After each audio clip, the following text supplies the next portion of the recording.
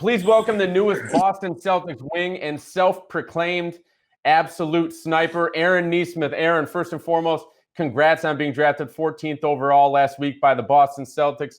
And secondly, what does it feel like to accomplish your lifelong dream? Because not many of us out here are able to do that, but you were finally drafted last week and you finally made that happen. It's definitely a blessing to be here. I'm very excited to be here.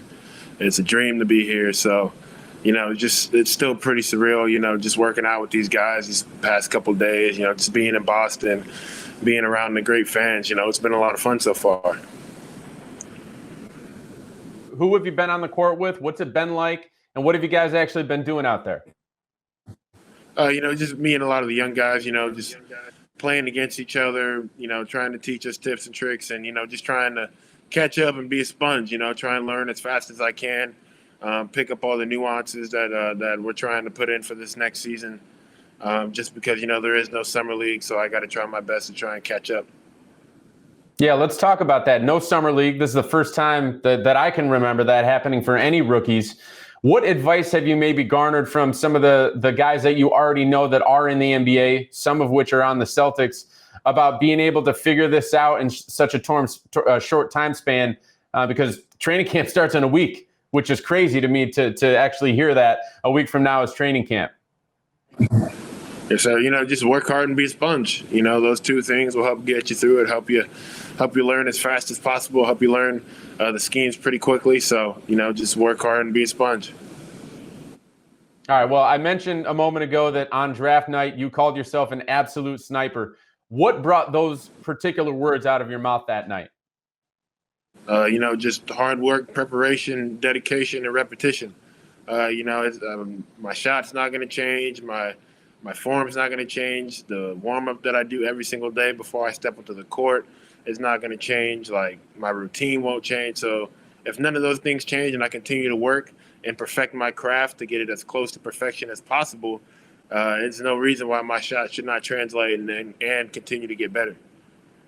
Well, let's talk about working on your shot, because as a freshman, you shot 34% from beyond the arc, but as a sophomore, obviously only in 14 games due to your injury, but you shot 52% from beyond the arc, which is an insane number. So what clicked for you over that time period, maybe during that offseason going into your sophomore year, that brought your shooting to such incredible heights? Just footwork and paying attention to the details and the little things and trying to take advantage of my defenders in any single way I could. Your idol growing up, when you're talking about basketball, who was the guy that you always looked up to and wanted to be and maybe someday play against? Dwayne Wade. I was always a Dwayne Wade fan ever since 2006 when he went on that masterful finals run. I've just always been a fan of his since. Who are you looking forward to playing against now that you're in the NBA? Definitely Chris Middleton from the Bucks. He went to my high school. I've learned a lot from him. So being able to play him on the big stage instead of just one-on-one back in my high school gym is going to be a pretty cool moment. So you have played one-on-one against him. Tell me about that, and how many games have you stolen from him when you guys have gone at it? I've won my games, but if you ask him, he'll always say I didn't. So, but just know I have won before.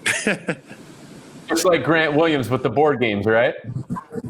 Yeah. Yep. Always claiming that they win all. They always claim that they win. Yeah, exactly. But Chris Middleton is not the only NBA player or former NBA player that you know. You played with Scottie Pippen Jr., so obviously you probably been in contact with Scottie Pippen Sr. Your head coach was Jerry Stackhouse. What have you learned from these guys during this process and lead up to the draft and since you've been drafted about what it's going to take to be successful and have a long career at this level?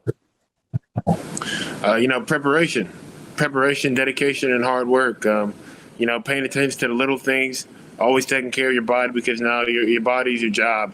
If you can't be out there playing at 110%, then you're not helping your team and you're not helping yourself. So just making sure I take care of all those things and do all those things to the best of my ability, then that'll help contribute to wins, which is ultimately what we all want to do.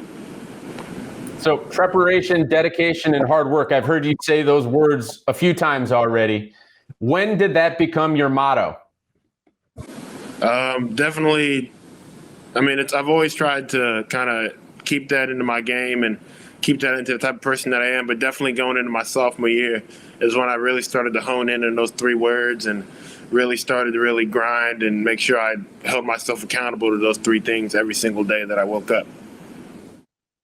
All right, well, it's gone well for you so far. We're looking forward to that carrying through for a great career here in Boston with the Celtics. Boston needed a shooter. They got a shooter. Aaron Nesmith, congratulations. And we're looking forward to it, man.